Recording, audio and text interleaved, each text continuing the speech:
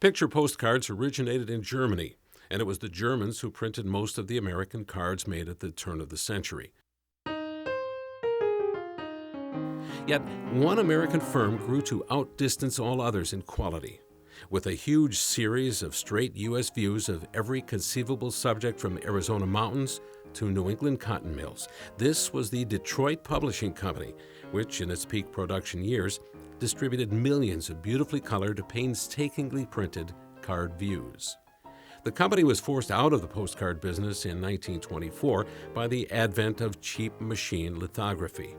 In its heyday, it employed and trained a fleet of itinerant photographers, whose simple work stands today with the best straight-view photography this country has ever produced.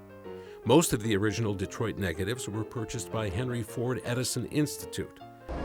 Today, the DPC cards are much sought after by collectors who refer to them as Detroits.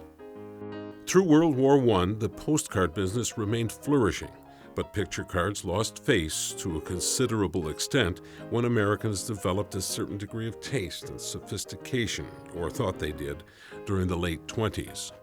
For this and for other economic reasons, the business bogged down even before the Depression and stayed stalled for several years.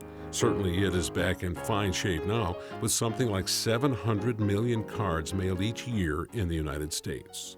Recently, the hobby of collecting postcards has been given the staggering name Deltiology. But this step in no way diminishes the real dignity and importance of good collections in the eyes of their custodians.